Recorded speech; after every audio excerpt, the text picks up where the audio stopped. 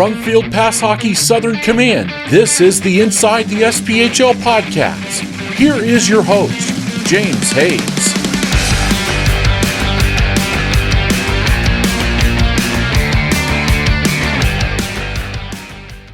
Welcome to this week's episode of Inside the SPHL. Got a good one for you again. We had a lot of good hockey. Playoff seeding's kind of getting set up the way that that it's going to be, I think. The top three, still you can't really bank on it, but things are looking good in for the playoff picture for some teams, and other teams it's not so good. And I brought a guy on this week that he's going to really help us break it down. He's always better at doing this than I am, and he's a friend of the show. He is the director of broadcasting for the Knoxville Ice Bears. You guys know him all too well. He's been here before. Let's all welcome Joel Silverberg to the show. Joel, how you doing, man? Thanks for coming on. I'm doing great. I appreciate you having me again. Yeah, absolutely. I mean, we got it. We got to keep doing it. I mean, it works. You know, people listen when you come on. If it was just me, they're not going to listen. They're like, oh, that Joel guy, he knows what he's talking about. And so you got to give yourself more credit than that, James. Yeah, I mean, I don't know. I've been that way all year. I just don't think people listen to this or watch it on YouTube for me. I mean, it's always the people I bring on because nobody knows who the hell I am. So.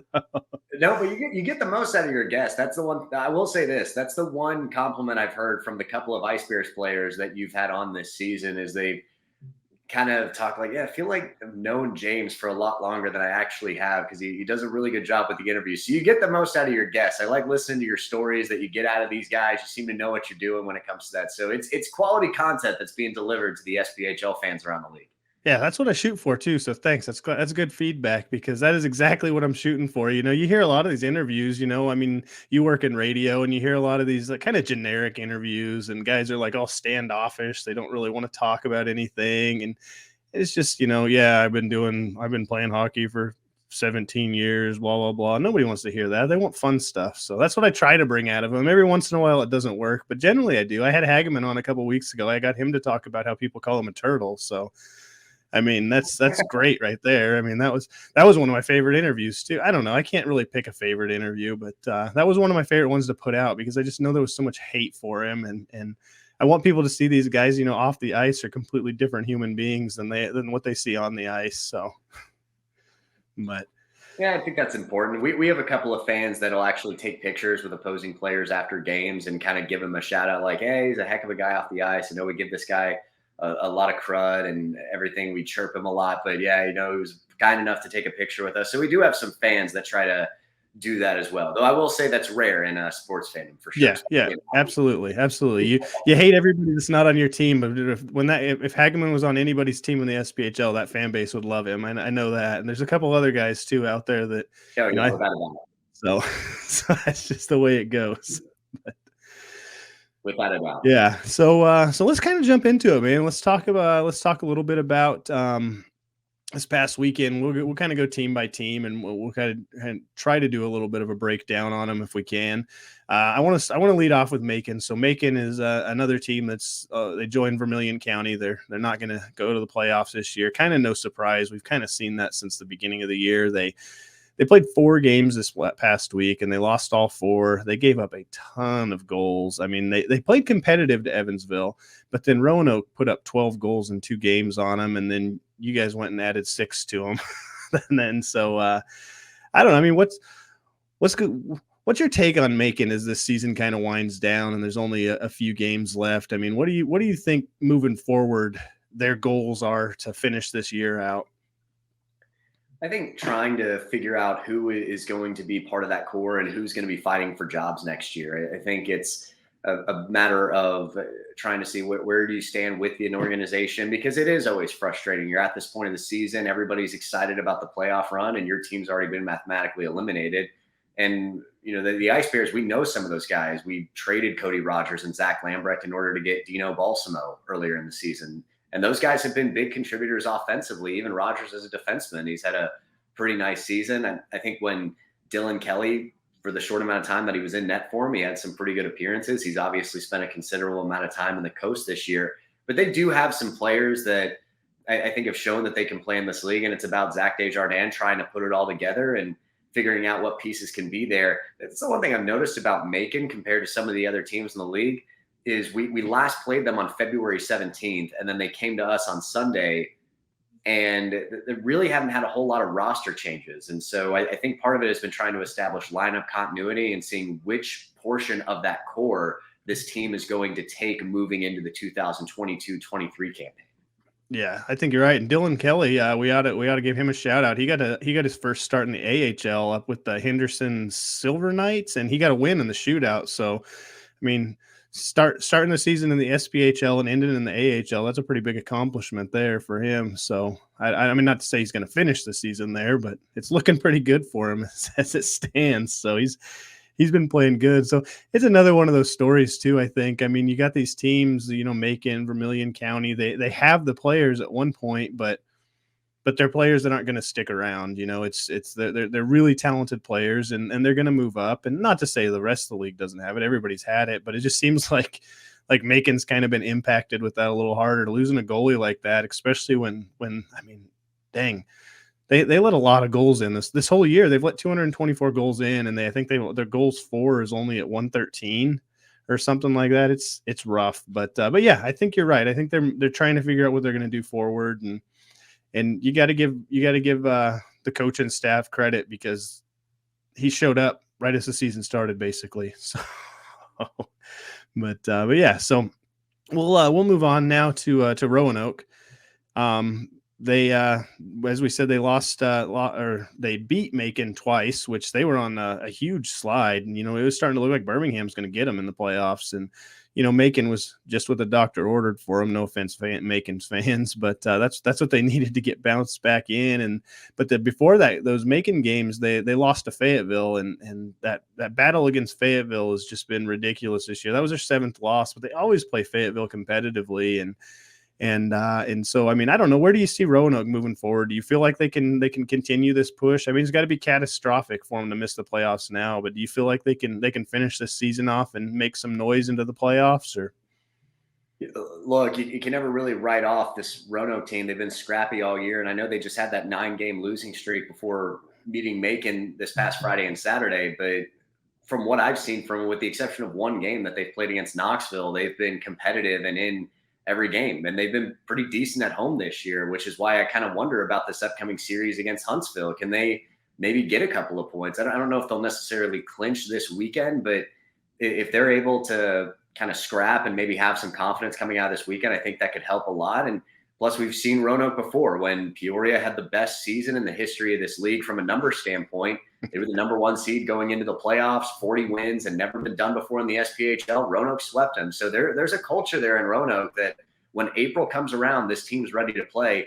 But it's also right now, I think they're just trying to figure out who's the number 2 goalie behind Austin Rodebush. And Rodebush has not had his best March so far, which is kind of a far cry from where he was about this time last year. He's had a couple of tough nights. They got swept by Peoria with those 3 games in 4 days a couple of weeks ago. And then it's been a rotating cast back at that number 2 spot. It was Henry Dill for a while. He struggled in the series against Knoxville. They went and tried to get Mac Berglove, and he really struggled against Peoria. They went and signed Sammy Bernard for that Pensacola series. He struggled. So if Austin Rodebush continues to have some issues going into the postseason, then they're going to really need to figure out what can we do with that number 2 spot. I think Roanoke's just been snake bitten by call-ups as well. They're starting to get a couple of those guys back from the ECHL. But then it's about finding that chemistry and getting those guys used to playing together again, because they had several guys that were out for a considerable amount of time in the ECHL.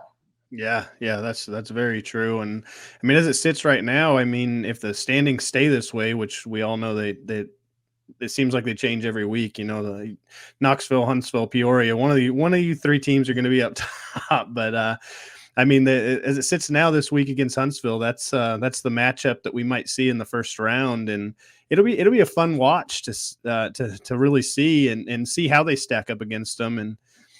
And I mean, if not, I don't know. I feel like if you can compete well against Huntsville, you can probably compete well against Knoxville and Peoria and at least put a game up. So I don't know, but that's just my my expert opinion.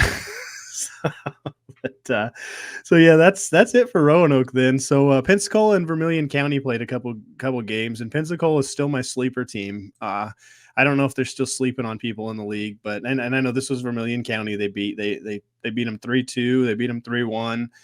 and they're just quietly just winning games. I say that every week, and I mean, what do you feel about Pensacola? Do you think they can make some noise? And for some reason, I just feel like this team can do something kind of like they did last year. They've and make some noise in the playoffs. I don't think they're going to catch the Storm and move into fifth, or Fayetteville, whoever it may end up being in fifth. I think they're pretty much dead set there at sixth.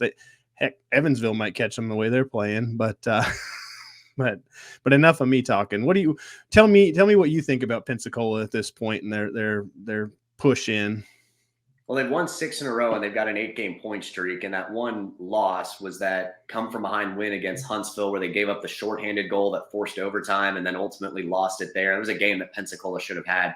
I think right now, if I'm correct, they're 8 points behind Quad City, but they have 4 games in hand over the Storm. So if Pensacola keeps winning, there's a chance that they could catch Quad City. The Storm, they also have to play Peoria 4 more times before the season's over. So if Quad City, if Peoria's got their number, Quad City's been fairly competitive against the Rivermen. And if they take some losses, though, then can Pensacola potentially catch up? And I think you're right. I think the 6th seed is probably the most likely outcome for Pensacola, because I think they've done a good job at playing their way away from Evansville. But right now, they're playing really, really good hockey. 6 wins in a row. Rod Aldoff knows what it means to win in April and what it takes to be able to get there. And so this would not be the most surprising thing to see Pensacola go on some sort of run. And I've been kind of saying it for the last couple of weeks on the Knoxville Ice Bears podcast, which is presented by Field Pass Hockey, and it has been all season, that, look, if you're the 3 seed right now, if Pensacola is landing at 6, you do not want to be that 3 seed. And it's not just because you'd rather be the 1 or the 2. It's because you don't want to go to Pensacola in the postseason, because the Bay Center gets rowdy, they pack it, and it's just a tough place to play once you get into the playoffs. So, I know we say all the time that any team, any given day, but Pensacola especially, even as an underdog or as a lower seeded team, that is a team that can be very tricky once you get into April. Yeah, definitely. How would that be, watching Pensacola and play Peoria if the standings stay this way? You got Hageman playing his old team, basically a bunch of Rivermen playing against the team they won it all with last year. That'd be an interesting matchup. Yeah, the storylines I think would be great for both markets, and I think you'd have a lot of fun with that, guys going up against their former teams, especially for a couple of the few players on this Pensacola roster that were on the team last year, like Brendan Blazak, who has really turned it on offensively this month. He's having a fantastic year. Being able to go up against his former team and how that would all play out, I think it could be interesting to see how the storylines could develop and what that would mean for Pensacola. And is a guy like Blazak playing with some extra motivation to kind of show, hey, I can be successful in the playoffs even without you guys, because Blazak was a part of the success last year. This year, he's having to be the guy when it comes to their offense. Jake Kupski's not there anymore, so it's been more about Sean Kuhn in net, and he's had a couple of really nice starts. So if Pensacola continues to get better, and let's see what happens with some of the acquisitions that could be made in free agency, with college kids wrapping up their careers, what moves does Aldoff make? Because that is what has been so successful for Pensacola in the past, is the roster management after the beginning of March, and how Aldoff is able to improve his roster going into the playoffs. Yeah, absolutely. I can agree there all the way. So I look forward to seeing it. Like I said, I just keep saying, people watch out for Pensacola. I mean, it'll be, and Pensacola played Huntsville so many times to start the season that even if they played them in the first round of the playoffs, those two teams, they don't really know each other anymore because it was so early on in the season that they were playing a lot. But and Huntsville might be surprised that this is not the same team we were beating down, to get our what was that win streak, 12-game win streak to start the year. I think Pensacola is improving, and you kind of look at some of the teams that they've played. They've played Roanoke while they were on a losing streak, and so they've played Birmingham a couple of times, and so maybe it's not the most eye-popping 6-game win streak that you're going to see this season. But the point is that you're getting points. They had to come back on Friday against Vermilion County. They were trailing in that game. They had to rally for the 3-2 win. But at the same time, you're still getting points. And I think whenever you start to develop a winning culture, it kind of goes to show that can sustain long-term success. And that's the case with Huntsville. Huntsville, sure, they were beating Birmingham and Pensacola a lot. Those are two teams right now that are in the bottom half of the league standings. But look what it's led to for Huntsville this year. They've been able to turn that into sustained success. So whenever you go on a 5 or 6 game win streak in hockey, it's really hard to do. And I think it does a lot for a team's confidence. And Pensacola is gaining some much needed confidence at the very opportune time right now with the playoffs just 4 weekends away. Yeah, definitely. So let's talk a little bit about Vermilion County, their opponent. I mean, they've been out of it for a while. I'm pretty sure they're going to break a bunch of records they don't want to be a part of, like least amount of wins, lowest points. This is definitely not the expansion season this team was looking at, and I've tried to be up on them all year, and I'm still not going to be down on the team, but I don't know. What do you think is wrong? Has went wrong with that team this year? I mean, in your opinion, is it any one thing that stands out to you? Well, an expansion franchises in this league, especially recently, now that there's been this more era with more established teams, those expansion franchises normally don't have a ton of success in year one. I don't think Evansville made the playoffs. Quad City did not make the playoffs their first year. I think Macon was the 6th seed in their first season. So that there's been, several expansion franchises in recent years that have not had great success in year one. But you're right. This is historically a really tough year for Vermilion County, and I think a lot of it has to do with just the way that things came together. They had the ice issues, so you've got management having to deal with a lot of the structural things going on inside that building. I think for Nick Nieder, he's having to come in after Mike Watt resigns, and then their first option wasn't able to get over due to travel restrictions. So you've got your third option at head coach, and Nick has spent the entire season trying to tinker with his roster. And I think it became very apparent early on that wins were not going to be an easy commodity in Danville. And that's not to say that Nick Nieder punted on the season, but I think he's tried to go out and make trades and acquire guys from good teams. He's made some trades with Knoxville, from Huntsville. He's made a couple of trades with Peoria, I believe, this season. So he's going out and trying to get guys that can showcase some talent. And they've had a bunch of call-ups this year too. So it's not like their players are unwanted, but when you've got that lack of line continuity throughout your roster, it can be tough to put together wins. But you've seen them at times this year. I mean, they've got only 4 wins on the season. The record for the fewest in an SPHL season is 11. So barring, a big win streak here to end the season, they're going to set the record for, the toughest season in league history. But they've got 2 wins against Peoria. So clearly they've shown flashes of brilliance. And I think Nick Nieder is kind of acknowledging we need to focus on developing a core, spend the offseason recruiting, and then try to reset for the next season, because that does happen in this league. Nobody really stays up or down for very long.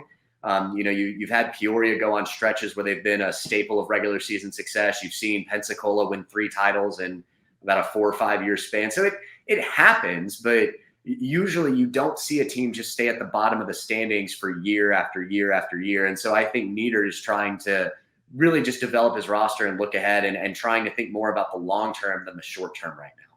Yeah, and that's definitely a smart move. I mean, there's a certain point in the season where you could probably see the writing on the wall, and they've definitely tried to make changes all through. You got to give them credit. It's not that they're not trying. It's just, and losing a really solid goaltender basically for the entire year to call-ups in Kaspersky.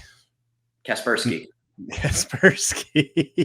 And Joe Murdaka. I mean, he's spent the entire season being called up, and Knoxville fans know very well. He's been around the league a little bit. He's had some success in his career. And so, yeah, whenever you have a couple of good goalies, and Chase Perry, he's no stranger to success in this league, but when you've got that rotating cast, it's just really tough. And so when you're not seeing the same players all year, it is really tough to continue to win on a regular basis. Yeah, and like you said, getting that chemistry, that's something that they haven't probably been able to do. I know there's some guys that have been there all season long, and I'm sure they got that chemistry, but that's not the whole team, and that's what changes. And like you said, yeah, Quad City, this is the first year they've made the playoffs since they were an expansion team, so it took them a while. It's not a shocker. It might be a little shocking to a lot of people, the number of wins compared to losses on there, but at the same time, I mean, nobody really expected them to win at all in their first year. So I'm not counting the team off. I hope the fan base is sticking around up there. I'd hate to see a team fold because, lack of support,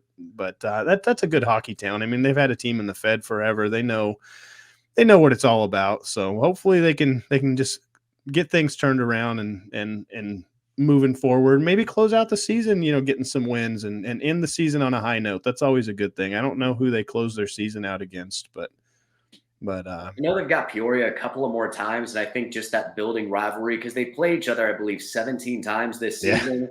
So they've already got a couple of wins against the Rivermen.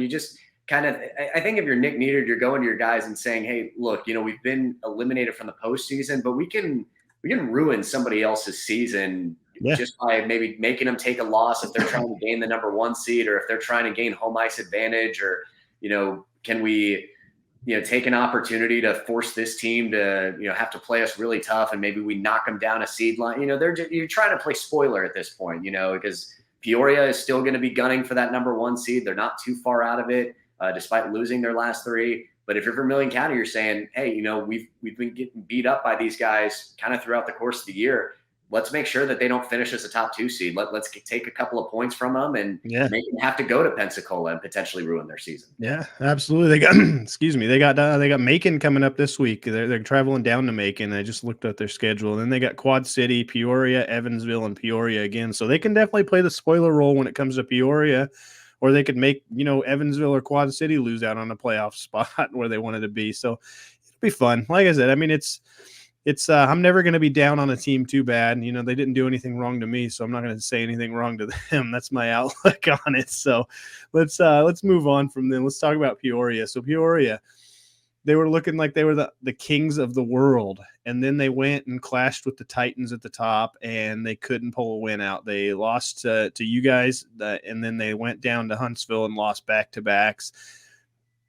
How much of this do you want to say is because they had about a week off, because the last game they played was the Wednesday before? Do you think it was maybe too much rest, or were they just not ready? They've played Vermilion County like 17 times. They haven't played quality competition a whole lot, not taking any. I mean, they've played Quad City a lot and everything, but I don't know. I mean, it just seems like, I don't know if they were unprepared or what went on. What do you think went on? You got to watch them up close and personal to start their losing streak.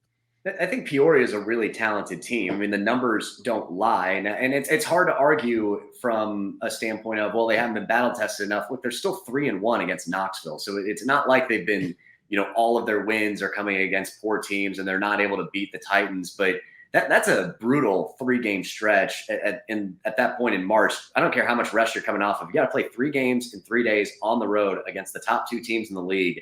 And I'm sure it's frustrating for Jean-Guy Trudel and the rest of his guys that they came away with 0 points in those 3 games. That game against Knoxville, I thought the Ice Bears just did a really good job of controlling the tempo. They got off to a good start, which they had done in the previous games against Peoria. And then all the previous 3 losses for Knoxville, they had a 3rd period lead against the Rivermen. And usually what would happen is somebody would take over the game. I think in the first one, it was J.M. Piotrowski.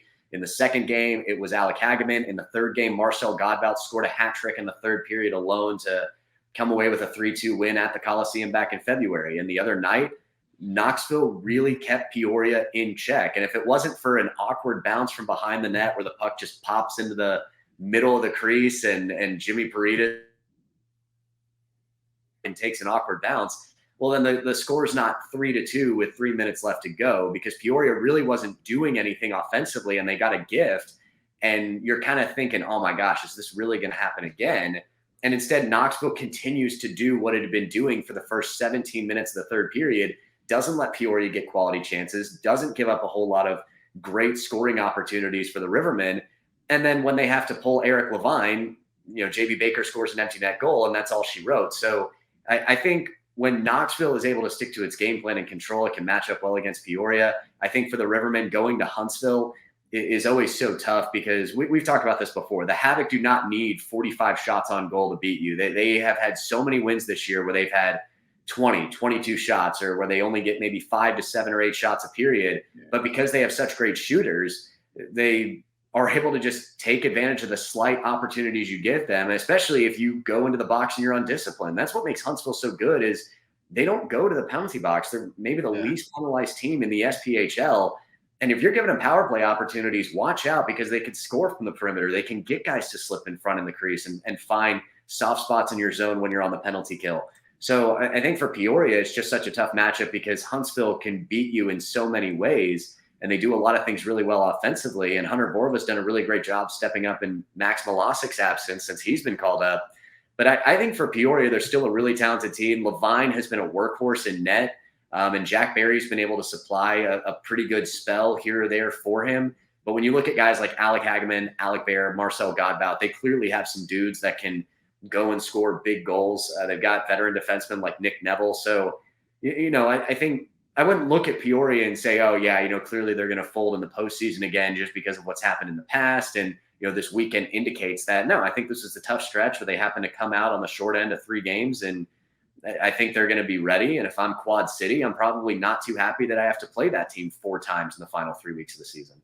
Yeah, absolutely. And I think, like you said, some of it may have been too much rest, but at the same time, I mean, they just where I lost my train of thought here because I looked up that fact. Let me go back to what I wanted to say first. Huntsville's second least penalized. Pensacola's first. Okay. First. Yeah. But so I mean, Peoria is a good team, and when I had Hageman on a couple weeks ago, he was saying that the team has learned from last year. They've learned that quit coasting. He said that he wasn't going to lie. He was honest. He said they coasted their way basically into the postseason because they didn't have anything really to play for a couple of those seasons, and so they weren't ready. And so this team's gonna be ready. The way that's the feeling in the locker room coming from the captain right there. But yeah, I mean, I would have thought they were going to come away with 2 points at least in that weekend. I knew it was going to be a tough stretch, but it was a little shocking. And then they played without Hageman and was it Sasha Roy that he ended up getting put on waivers too after all that for something, but I think it was headbutting or something along those lines. But I mean, things got a little out of hand on the first game against Huntsville late in the game, and Peoria is a team that's not afraid to mix it up. And unfortunately, a couple of bad calls because maybe little bad decisions on the ice. I know Pietrowski got a misconduct for boarding, and it got rough there. And I think maybe some of that may have gotten into Peoria's head going into the third game of the weekend. I don't know though. I mean, I'm not in the locker room, but it just seems like that. They knew what they were playing. They knew that this was a potential, finals match if they could make it that far. And I don't know. I'm not counting them out though. I've never counted Peoria out. I mean, you can't have this good at regular seasons and always just flounder out in the postseason. so yeah, well, that's it for them. Let's talk about Evansville real quick so we can, so we don't forget again. I don't want to hear it from Tommy, but so they had 2 wins. It was a pretty easy weekend for them. They were kind of stretched out wins. They played Macon and Quad City. And it seems like they're just kind of now, I say this about Pensacola. It was like 3 weeks ago. We were talking about Evansville being the team Birmingham was going to knock out of the playoffs. Now Evansville has just turned it on, and they've taken off, and they clinched their playoff spot. I mean, they're looking pretty good. They're looking good. They've won 4 straight. And I mean, how do you feel about this team moving forward? They got that win over Peoria recently too. So it's not just a matter of taking advantage of, the opportunities that your schedule allows. They've gone out and gotten some quality wins this year. And I think they've actually got 3 wins against the Rivermen this season. So I think Evansville, they've kind of stuck with their guns for most of the season. At times that's been really difficult because when there is no division in the SPHL, but the schedule is laid out based by your geographic footprint, which means Evansville, unfortunately, has to play Peoria and Quad City, 2 really good teams, a lot. And that's kind of been the result of, what I think has been a tough stretch for them at times this year. But Brian Billett has been their Iron Man in net. You've had Austin Plevy that's continued to be their leading scorer. I think you're starting to see the rest of that roster come together a little bit as they try to get closer and closer and prepare themselves for their April run. But recently you've seen them string together some wins, and you're right. They were able to take advantage of Roanoke's misfortune. Now they're not the 8th seed anymore. And they're not just, falling backwards into the 8th seed as this 500 team. They've put some wins together and, are likely going to end the season with an above 500 win percentage. And I think that's a quality job done and by Jeff Bess and what he's been able to do with his team. But it's going to be, I think if you're sitting there in that 7th seed, you're going to have that tough first round matchup. But when you've got playmakers like Austin Plevy, if Brian Billett goes off, he's been a part of some long playoff games before. He was the goalie for Pensacola in that triple overtime game a few years ago. So he knows what it's like to be in that atmosphere. A lot of these guys do. So I think for Evansville, it's really just going to be a matter of how do they match up against their playoff opponents, and can they generate enough offense to keep up with whoever they're playing against? Yeah. Who do you think they match up best against for them? If you were Evansville, who do you think out of the top 3 would be the team you want to play? Would it want to be Peoria because you got so much experience this season, or would you want to take a shot at, Knoxville or Huntsville? They've been competitive in the 2 games that they've played against Knoxville so far. They led 1-0 at the end of the first period back in January, and then Knoxville used a solid second period to come away with a win. And then it was tied at 1 when they met for the first time back in Evansville in November. Those are the only 2 games they've played against the Ice Bears. So definitely not games that were easy either way. Knoxville was either trailing or tied after the first period, and it was a tie game in the third period when they met for the first time, and they're going to play each other 2 more times to end the regular season on April 8th and 9th for a home-and-home series at the Ford Center in the Civic Coliseum. So I think there's familiarity with Peoria. I think there's a belief that they can be competitive with Knoxville, and I'm sure they believe that they can be competitive with Huntsville as well. But I would think having a 3-4 record against Peoria would make a team like Evansville feel confident of saying, hey, if we can get 3 out of 7 against them, then we can get 2 out of 3. So, and anytime you have that familiarity with a team that's close to you geographically, I think that gives you some motivation as well, because that both away fans are going to travel to different playoff games, and it's going to bring you that sort of atmosphere that gets everybody really excited. Yeah, and they technically aren't out of getting that 6th seed either. They got 53 points. Pensacola's got 58. So, I mean, we're just for my listeners out there, it's theoretical talk. I haven't set these things in stone. So, but yeah. So, I mean, I don't know. Evansville's been a fun team to watch, because when they lost those 2 in a row to Birmingham a while back in Birmingham, I was like, I don't know, this is kind of a weird team. I thought they had it, and then all of a sudden, it's almost like that was when they turned it around. And it's just, they've been a fun team to keep track of, because, like I said, a while back ago, they were about out. And, well, not really. Birmingham's always been at least 9 points back at everybody in the 8th seed, but that's close for, if you're Birmingham this season. But I'm going to end up getting beat up at the next Bulls game this Saturday night. I got to stop. So let's talk about Quad City. So they lost to Evansville 5-3, like we already said, and then we talked about them whenever they beat Vermilion County 5-0. Quad City, I mean, they've played consistent through stretches of the season. I mean, there was a little, I don't know, I guess saying that's the wrong statement. They've put good stretches together through the season, and they've put bad stretches together through the season. And that right now they're 500 in their last 10. They've won 5, lost 5. I mean, I don't know what to make of this team. What do you think's going on in Quad City?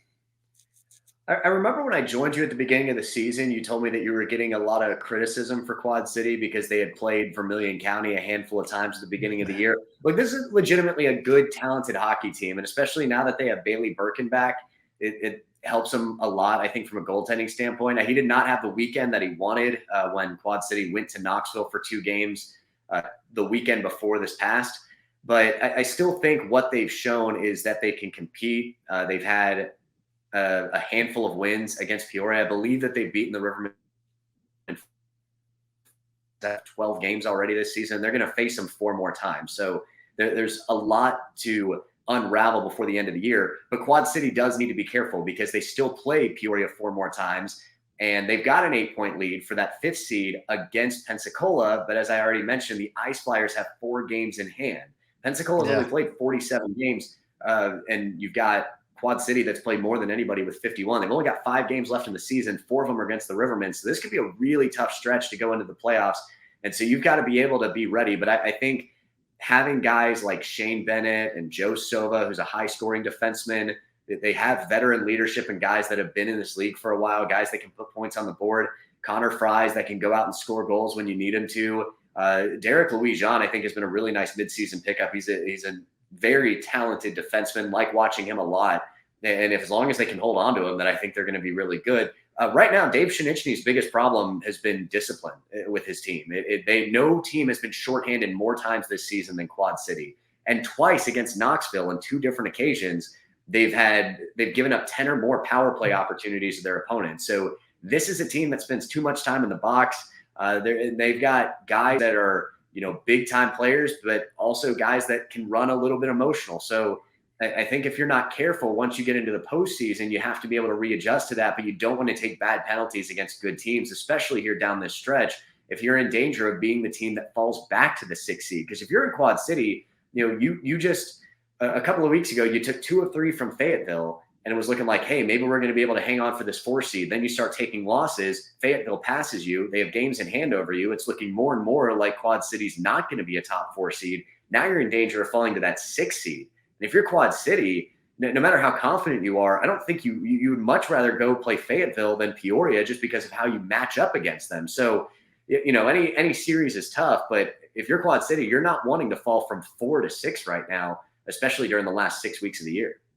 Yeah, absolutely. And I mean, that's and going kind of quickly back to the expansion thing. Quad City is a team that they've kept that core. They built that core and that stayed there together. And that's why you're seeing a lot of the success. You got the players coming in from the outside that are meshing in, and they've kind of set a culture.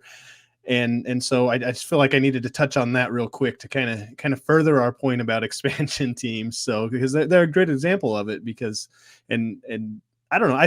I agree with you. I think they definitely match up better with Fayetteville. They don't want to get stuck playing a Knoxville or a Peoria or a Huntsville in that first round. That's potentially scary for them. But then again, who knows? When I say things like that, teams surprise me, or they just do things in spite of me. I said Macon couldn't score goals once. They went out and scored 6 against the Bulls the next night. So I don't know. It should also be pointed out lately, Quad City's been super banged up. It's really not so much call-ups as it's been injuries. When they went to Knoxville for that 2-game series back on March 11th and 12th, Philip Virgili, Tommy Stang, Nick Mangone, guys that are really good depth pieces for them. And Stang especially, who's been there for a good portion of the season. And they did not make the trip. They did not play against Knoxville in either of those 2 games. So missing some key pieces there in some of these big games against quality teams. And that's, if they can get healthy before the playoffs, then maybe it's a different story. But those are always some of the underlying reasons that a team might be struggling. And if that changes, then you have to really be careful on how you evaluate a team going into the postseason. Yeah, definitely. So let's talk about Fayetteville now. So they played Roanoke and they beat them for the 7th time this year. And in that seems like I think they've played each other 17 times, but that can't be right because Fayetteville got the better of the season series, I'm pretty sure. But and then they went on and played Birmingham, who we'll talk about right afterwards. And Birmingham played them tough. And they gave Birmingham 2 points. They got them in overtime one night, and then the shootout they lost in it. But yeah, I mean, like I said, they beat Roanoke, but that seems like that's something they've gotten used to do. I think I'd rather talk about them with Birmingham. We can kind of run these 2 teams together, to be honest with you. But let's lead off with Fayetteville. I mean, how do you feel about them coming down the stretch and how they're playing? Like you said, they're moving up in the standings. They've kind of put things together. They look like a very good team that's playoff ready. And what do you think about them? I think we're going to learn a lot more about Fayetteville when they meet Huntsville for the first time coming up next weekend. They're going to go to Huntsville for 2 games. And I'm really excited to see that series because Fayetteville, I don't think, has gotten enough attention because of that lull that they went throughout December and January. But then Jason Pulaski came back, and then they added Brent Moran, who's been fantastic for them in net. So I think you can make the argument they might have the best goalie tandem in the SPHL. So when you look at the numbers that they put up, because Moran started the season with the Ice Bears in their camp and then got cut in favor of Jimmy Parita and Christian Stead. And that's been a fantastic tandem as well. And Parita finally came back last week and got his first start on Thursday and started both games this week. But for Fayetteville, Moran wasn't playing anywhere else. Then he joins Fayetteville midway through the season. Pulaski's still up in the coast. And Moran suddenly just goes on this tear with his first several starts. And he's put up really big numbers. Pulaski comes back. And now Fayetteville has 2 goalies that they can really rely on. I love their talent up front. Taylor McCloy, Taylor Best. Matt McNair's done some good things for them at times this year. Shane Bednard's been really solid.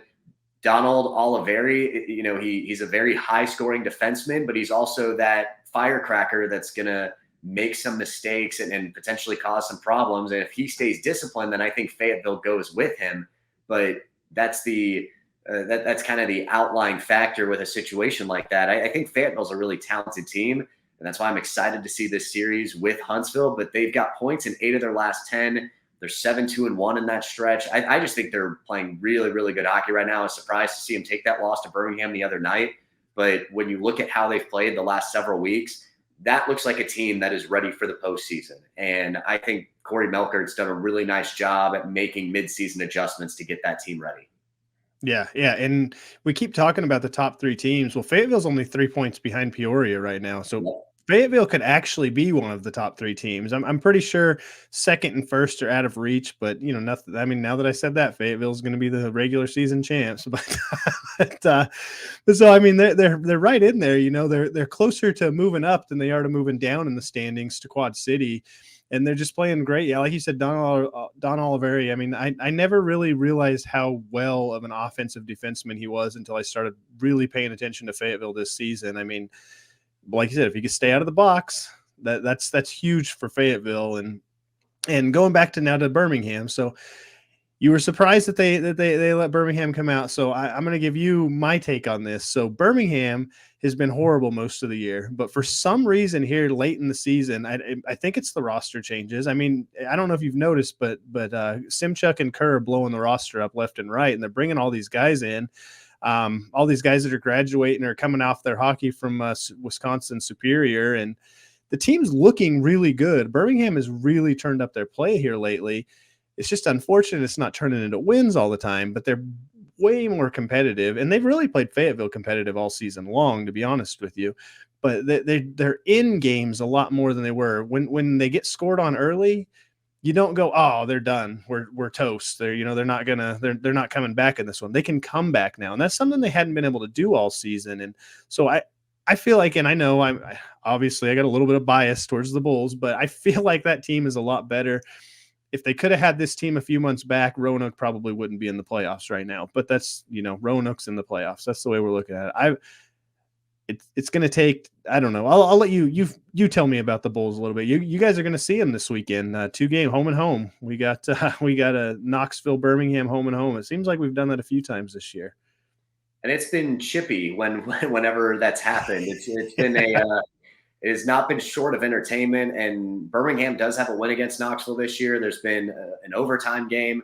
Knoxville's had some pretty good performances at the same time, but I think for Knoxville, they were obviously very frustrated with that game at the beginning of February where they lost 7-4 and just couldn't get stops. And when they started to get the offense to roll, and then they went back a month later and were able to get the better of Birmingham. But it's gotten heated at times, and there's been some hits. We kind of talked off the air about the boarding penalty that went uncalled, was called a clean hit by Derek Calise, the referee. Dino Balsamo placing the hit, and then led to an ensuing fight. Balsamo got 3 games as a suspension and missed the 2 games against Quad City and then the game against Peoria. And then a couple months before that, you've got Andrew Ballant taking a suspension for a hit on Carson Rose that led to Frank Sullivan leaving the bench to get into a fight. Mike Davis dropped the gloves with, I believe it was J.B. Baker towards the end of regulation in one game. So there's just been a lot of tension between these two teams, and I would expect nothing less this weekend, especially with Birmingham fighting for their playoff lives. And for me, you're right. I think Birmingham's been more competitive. The have really helped, but it doesn't always lead to wins because you're still trying to tie all the loose ends together, and the teams that you're playing against have kind of figured that out by now. So for me, where Birmingham, their playoff chances really took a hit was the weekend of February 25th. Birmingham's got a 2-goal lead against Pensacola. They end up blowing that game. The following night, they lose to Macon. And then to make matters worse, Evansville gets a win over Peoria. And so yeah. I think at that point, it was maybe an 8 or 9 point edge that the Thunderbolts had. And then Birmingham ends up dropping what should have been 4 points, and Evansville gets a win over a team that you wouldn't have expected them to. And so when I saw that, I thought, man, that Birmingham that's a huge swing right there, because if Birmingham gets those 4 points and Evansville doesn't beat Peoria, then suddenly we're maybe talking about a 6-5 point differential there, and maybe Birmingham has some momentum. But that's the thing, we talked, I think last time I was on this podcast, about Birmingham being 5-5 in their last 10, 6-4 in their last 10. And that wasn't going to cut it. They really needed to start to put wins together. And now they're still kind of treading that, 3-4-2 or whatever, 3-4-3 or whatever in their last 10. And that's kind of where they've been, or 3-5-2 and 5-4-1. And they just haven't gone on that massive run. But I do think they've been more competitive. And Knoxville understands what's potentially at stake. The Ice Bears are trying to garner first place. They're trying to keep Peoria at arm's length after getting that head-to-head win against them, make sure that they don't fall to the 3 seed. And they know that Birmingham is still fighting for a playoff spot. And so if there's belief in that locker room for the Bulls, then the Ice Bears know that they have to come out and be ready to play, or otherwise they could run into some problems this weekend. And so it's really going to depend on who stays more disciplined. And does Knoxville get lulled into the dogfight that Birmingham can sometimes turn games into? And you also have to defend the rush, because I think Birmingham's a really good team at creating odd man opportunities, and they've got good skaters that can put away goals. So I think it's going to be a matter of Knoxville playing solid defensively, but I do think Birmingham can make a splash. I think the run here is maybe too little too late, but as long as they're not mathematically eliminated, I think Simmer's going to try to do everything he can to keep his boys playing. Yeah, and all that needs to happen to eliminate him is Roanoke needs to get 3 points. So, yeah. I mean, it's a very big uphill climb. I mean, they got it down to 9 points, and now it's back at 11, I believe, isn't it? Or is it a little bit higher than that? Yeah, it's back at 11, and I don't know, 3 points it seems easy to get, but Roanoke's schedule isn't that easy, but neither is Birmingham's. You know, both teams are playing a lot of Huntsville and Knoxville to close the season out. So it may be I don't know, maybe it comes down to who only gets 3 points. Well, Birmingham also, it's unfortunate because I believe Birmingham has a winning record against Roanoke this year. So yeah, that's the only team they do. Has to be frustrating. But not only that, Birmingham ends the season with 2 games against Huntsville. Yeah, so the schedule for Birmingham to be able to pull this off is just brutal. Yeah, it's just not looking that good for them. But we'll move on to the other team in Alabama, the Huntsville Havoc. You know, they're on a 9-game tear again. And you notice how I'm keeping Knoxville to the very end. See, that's how I'm keeping you engaged. Just we can finally talk fully about Knoxville at the end. but no, Huntsville, you know, they're on a 9-game win streak again. They broke a franchise record for most wins in a season. I think it was 37, or was that Knoxville's record that I was going to talk about next? It was actually both. So, but now Huntsville's got 38. Yeah. So, Huntsville's just adding to it. They had their 2 wins against Peoria.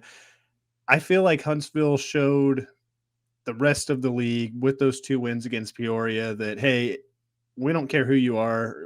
You can come into our house and we're going to take you down no matter what your record looks like coming in, whatever your win streak is, because Peoria was hot coming into it. And then they cooled off instantly after playing, Knoxville and Huntsville. So I feel like Huntsville's in that form that we see them every year this time. And I don't want to be that 8 seed right now. I definitely don't want to be that 8 seed. So what's your take on the Havoc? Yeah, I think Huntsville's kind of shown that their record is a little bit more true, maybe because of how a little bit more balanced their schedule has been, because we've seen how Pensacola's been a good team this year and Huntsville has been able to handle them well. We've seen Huntsville go on. They took 4 out of 6 from Knoxville this season, including all 3 in regulation in Knoxville. So, they can win big games on the road against good teams. They have not played Fayetteville yet this year. That's why I'm excited to see that 2-game series next weekend. They end the series against Roanoke,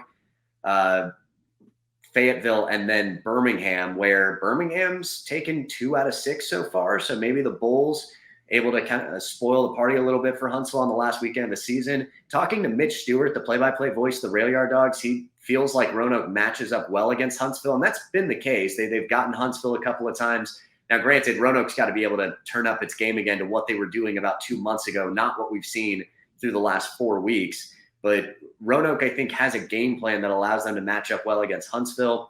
The Havoc are just so good at being able to get quality shots off. And because they have that forward depth, it allows them to be able to do that. They've got speed at defense. They've got quality goaltending. It doesn't matter if you outshoot them 35-20. If you give them opportunities, they can put you away and come back late.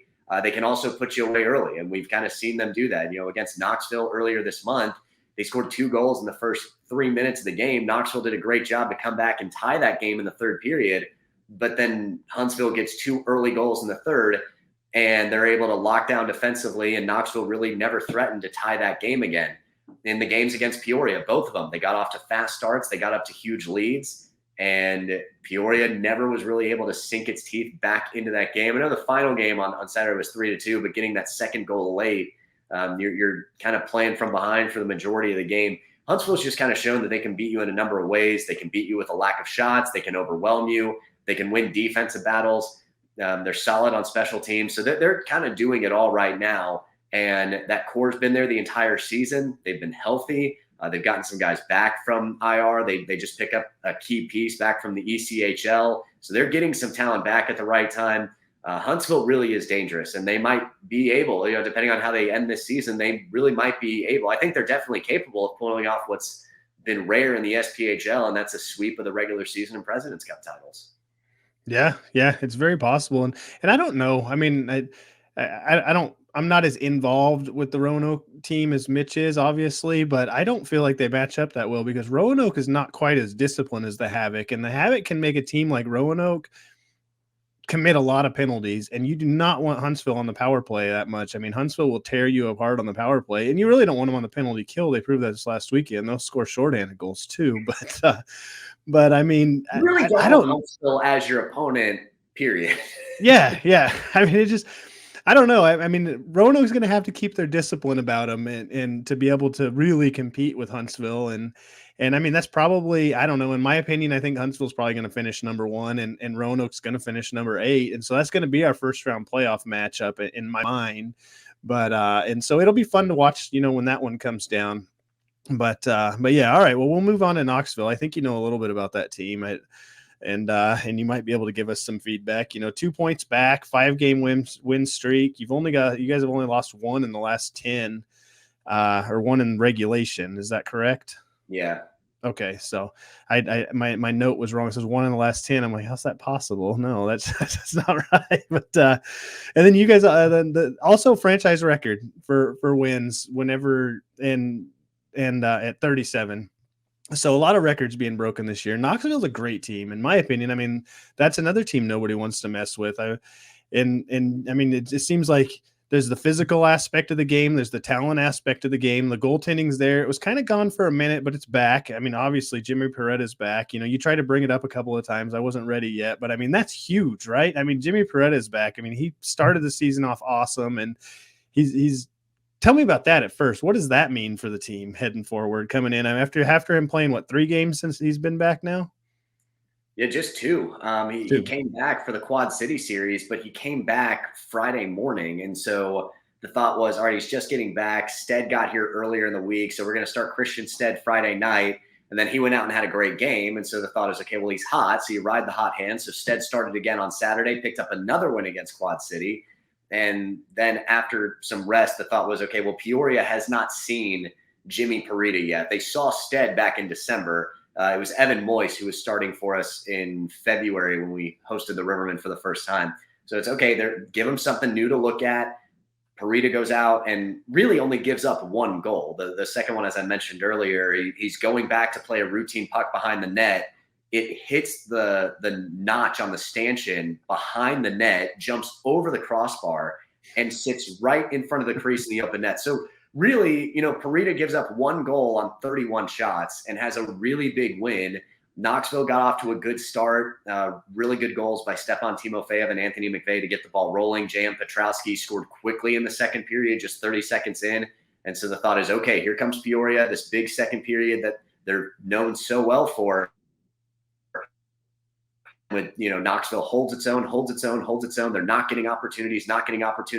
Peoria takes a penalty late, and then Rasmus Waxen-Engback scores with 25 seconds left in the period, and Knoxville's got all the momentum going into the third, and they really don't give up anything to Peoria. And so Jimmy Perita just does such a great job at using that 6'3" frame to take away angles. He's not afraid to come out of the crease, and this is something that Jeff Carr's talked about. It's establishing net front presence with your goalie, even when there's traffic in front. And Christian Stead has really improved upon that a lot. And so at the beginning of the season, it was, all right, we're going to ride Perita. We're going to give Stead some opportunities. And now I would imagine that locker room is just oozing with confidence in both guys, because Stead, I believe, has won his last 6 starts. He's been really good. Now there's an ECHL stint in there in between those, in between that streak, but he's just become more confident. I think the weekend series at Pensacola in mid-February did wonders for him, because Knoxville was up by a goal. It was 2-1 for the final 35 minutes of regulation. And Stead is having to make all sorts of different saves. Pensacola is just firing pucks and peppering him. And then with 7 seconds left to go in that game, Pensacola gets a feed from the left circle. They find Marcus Russell, who was their leading scorer at the time, in the high slot, one-timer, nobody screening, and Stead comes out and challenges him. Reads the puck, blocks the shot, game over. And so I think seeing moments like that from the guy that started the season as your backup is really encouraging. And so Knoxville's D core is starting to settle in. That was something that kind of got a little bit discombobulated with Dean Moore and Alex Palmerville being called up. And then you have to make some adjustments. So they opted to waive Riley Robertson. They bring in Nick Leitner and Tanner Salisbury. Charlie Granith, after not playing for 2 years, has really started to find his legs again from a conditioning standpoint. And, of course, you've had Jason Price and Kyler Matthews there all year. So you've got 6 guys now that you feel really good about, that your D-core is coming together. They're blocking shots, getting sticks in the shooting lanes, not giving up high-quality opportunities consistently, making life easier on the goaltenders. And so you're starting to see that complementary hockey again on the back end for Knoxville right now. So to answer your question in a long-winded fashion, Jimmy Parita coming back has been, I think, a big boost for the team as a whole. But there's also a ton of confidence in Christian Stead with how he's playing right now. Yeah, I mean, between Parita and Stead, it's arguably the best goalie tandem between Fayetteville and Knoxville. I mean, those are the 2 best in my mind. I mean, you don't want to have to see anybody. Sometimes you hope the other guy's in net when you show up to the rink, but not if you're playing Knoxville or Fayetteville. Well, Huntsville kind of the same way, but not as much as an Ice Bear or a Marksman team. I mean, it's good. Knoxville might be the team that makes me eat crow on Huntsville being number 1, because I mean, it just seems like the Ice Bears are gritty. They can fight through it, and they do things when they shouldn't, and the team learns. Like you brought up, 7-4 loss in Birmingham, and then it was supposed to be a special night for the Bulls, Legends Night. You had all these 90s ECHL Bulls players there, and the Ice Bears didn't give a crap and just went in there and just basically laid the wood down and closed the building down. I mean, people were leaving early. That's how bad it was towards the end for the fans. But yeah, I mean, Knoxville resilient, I guess, is the word I was looking for after a loss. You can't. It's not like when I watch Roanoke lose a couple games, like, oh, they might lose about 6 more in a row. I mean, you never count the Ice Bears out to lose 2 in a row, really. No, and that's why that 4-game losing streak at the beginning of February was so surprising, but I think it was eye-opening too. And the guys kind of talked about it. They said, we'd rather do this in February than April. And nobody could really figure out what the problem was. Obviously, not having Christian Stead there for the majority of that time. Parita wasn't there at all. I mean, he was gone for 3 months, and still trying to get some of the guys from the ECHL back. There were some guys that were banged up, but I think it was tough for those guys to have to go through that. And then they started to come out of it, took another couple losses in February, started to get back on track. And now you feel like they're playing with that same rhythm and feel that they had really throughout the first 4 months of the season. And, the schedule is going to be tough. Birmingham has given them some problems. They needed a late second goal to win back in October. They had to rally for a game back in, I believe it was, oh, goodness, everything's running together now. I think it was early December where there was a high-scoring game that Knoxville was able to come away with, but really had to hold off Birmingham towards the end. They lost to Birmingham in February. And then you've got Roanoke, 2 games on the road at Roanoke, where Knoxville has not won this year. The one time they went to Virginia, they lost 5-1, couldn't stay out of the box, and couldn't find a way to beat Austin Rodebush. And Rodebush has not played his best hockey the last 4 weeks, but I think, if Roanoke's trying to make a playoff push, then you can never really count that team out. And then you end the season with 2 games against Evansville, which is giving you 2 defensive quality competitive games. And if Brian Billett's on, then he's as good as anybody in the league as a veteran goaltender. So, you can look at it and say, yeah, Knoxville's got a winning record against all 3 of these teams. They'll have an opportunity to potentially win out or make a strong push for that number 1 seed. You could also say, hey, if Knoxville's not careful and it gets back to doing the things it was doing in early February, Knoxville could find itself, dropping back to the 3 seed. So I think Knoxville's doing some really good things right now. I'm very excited. I think the locker room's very excited. Fans are thrilled and pumped up. Everybody's excited for this drive to the championship series potentially. But I think it also comes down to continuing to do the things that have made you successful and not take anything for granted, because we've seen that time and time in this league where top seeded teams can get knocked out in the first round, and it can lead to different matchups than you were expecting. And sometimes somebody sneaks up on you and ends up winning the title. We've seen Pensacola do that a couple of times before. They don't have the same number of regular season banners as they do championship banners. That's because they know that the real hockey starts in April, and they find ways to make midseason adjustments that leads them to being a championship quality team. Yeah, definitely. And everybody on Knoxville's schedule to close out the year, they're definitely playing they're trying to play their best hockey because it's all playoff teams. Well, except Birmingham, but like we said, Birmingham and Knoxville always seem to have an odd, tough game. I mean, it's weird. So who's getting suspended this weekend? That's what I want to Oh, know. man, and and that's kind of been rough too. And that's one thing that I will say about Knoxville. I mentioned the Balsamo suspension from the Birmingham game back at the beginning of this month.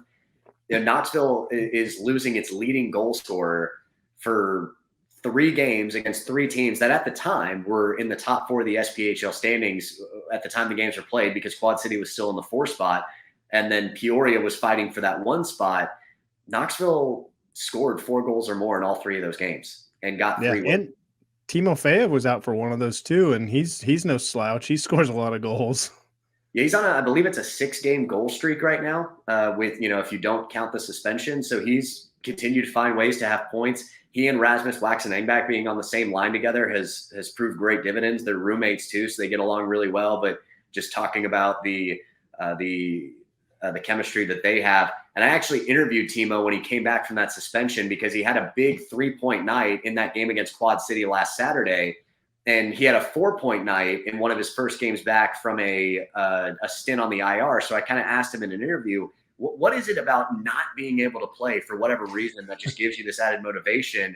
And talking to him about that, he just hates being on the ice. Like he just says, hockey's my life. While he was on a 3-week stint on the IR, he gained 10 pounds of muscle and was just putting in the work in the weight room. He's out there, having a leg propped up on a chair out on the ice, and he's taking shots, and it's led to him scoring all these goals. But the funny story that I really want to share that I think your listeners will enjoy is I kind of this game against Quad City was really funny, because Waxen-Engback sets up Timo Fayev for this really nice one-timer, fed him from the high slot to the left circle. Timo tees off on it, beats the blocker of Birkin. Like, it's just a perfectly placed shot. And Birkin tries to play it well, and there's just no chance. And then later, Timo Fayev kind of fights through some traffic, and he's able to slip the puck on the back door. And so Waxen-Engback hits a one-timer. He's got an open net. And so I asked Timo Fayev, what was that like? Have you ever received and fed one-timer goals with the same teammate in the same game? He's like, no, that's never really happened before. And I was like, you kind of had to really pinpoint yours. Like, you had to slip it between the short side post and the blocker and the pad. Birkin was on top of it, and Raz gets this open net behind you. You kind of fed it, and he was like, yeah, that's why my shot was better. My pass was better. He gets all the easy. I just totally threw his lineman under the bus.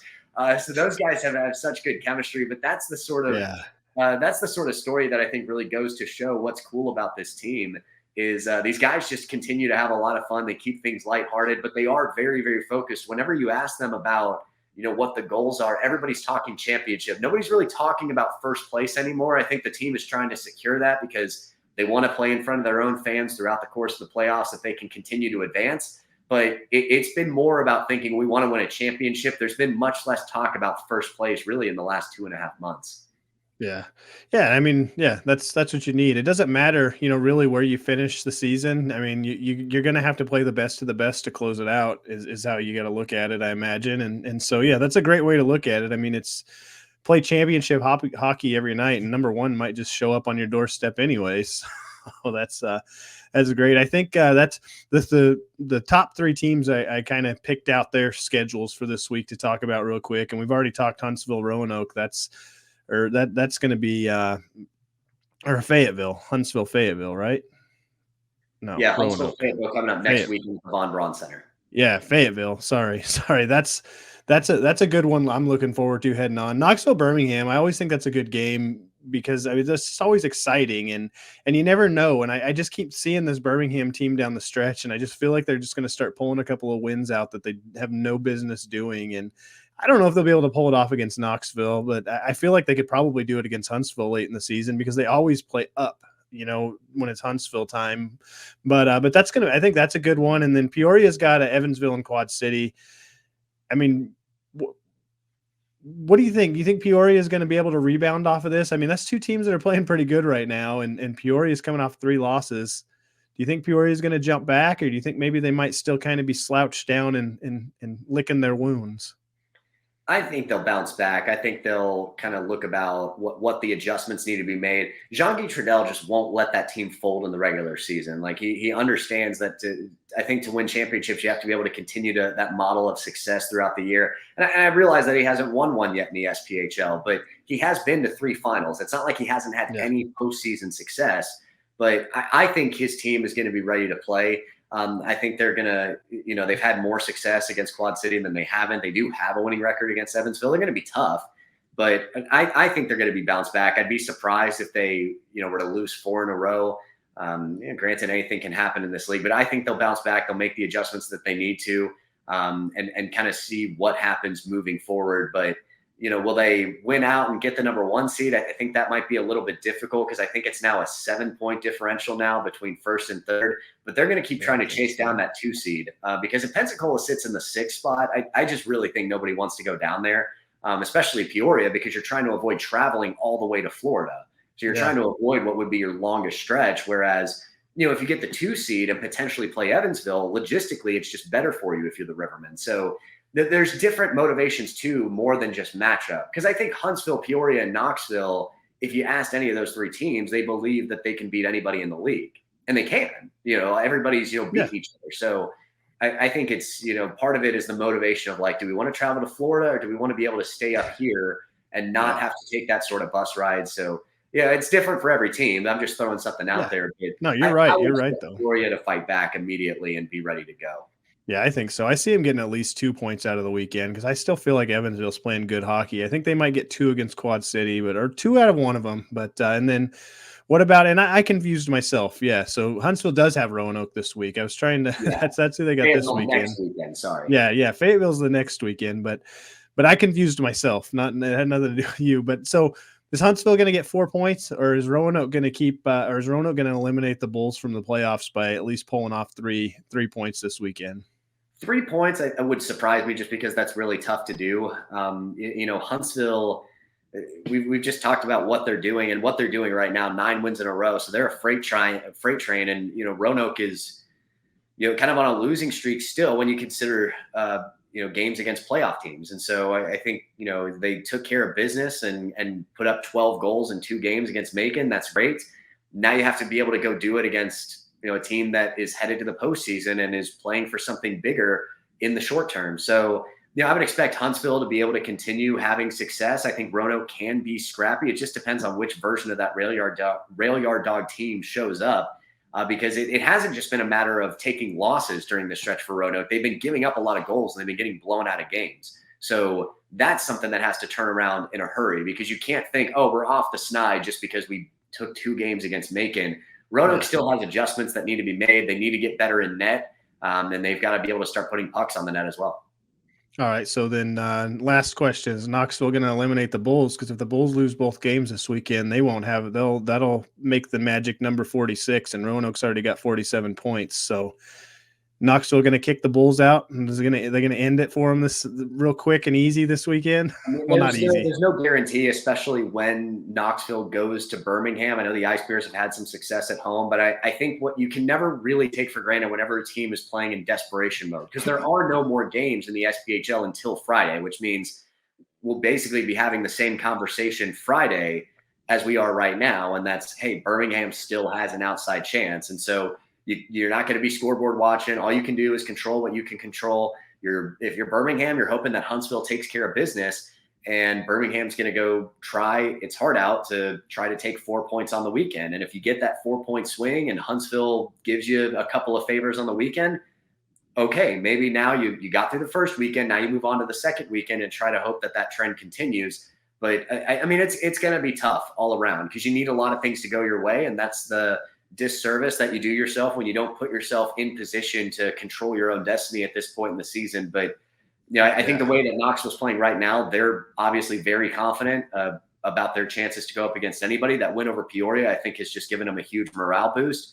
But they understand that Birmingham plays a very tough physical game, and if Knoxville seems to do this whenever they play Birmingham, if they make turnovers at the blue line, they're going to give up odd man rushes the other way, and that's not easy for any goalie. I don't care who's in net. If you're constantly giving up 2-on-1s and breakaways, it can be a long night for whether it's Jimmy Parito or Christian Stead. It's just tough. So, It's going to be a tough series. I think Knoxville's very confident. Birmingham's going to be playing in desperation mode, and that's going to make for a lot of fun this weekend. Yeah, absolutely. It's those are the games that I'm going to be paying attention to anyways. And then the next week I'm going to pay attention to that Fayetteville Huntsville matchup like we were talking about earlier, because that's going to be a fun one. But that's it, man. I'm not going to keep any more of your time. I really appreciate you coming on. I mean, it was great. We'll definitely do it again. I mean, as the playoffs come around, I might give you off the rest of the regular season from coming on, but maybe playoff time we'll do it again once the matchups are set in stone. We can discuss that, but yeah, like I said, thanks for coming on, and I really appreciate it. And yeah, man. Everybody, so much for having me again. It's always a blast being on here. Yeah, and definitely don't forget to go out and listen to his podcast. And it's the Knoxville Ice Bear podcast. I mean, even if you're not a Knoxville Ice Bear fan, he covers the other teams. He talks about the matchup. So if your team's playing the Ice Bears, listen to his podcast, and he'll give you some good info there. It's also a field pass hockey one, so I'm contractually obligated to say this. No.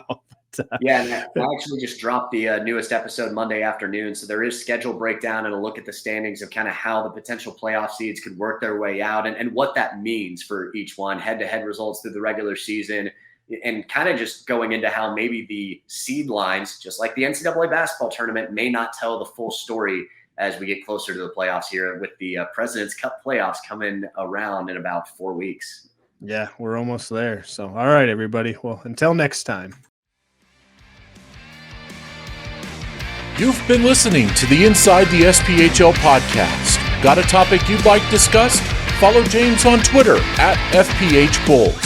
For the latest news on the SPHL and the rest of minor league hockey, download the Field Pass Hockey app, now available in the Apple and Android app stores.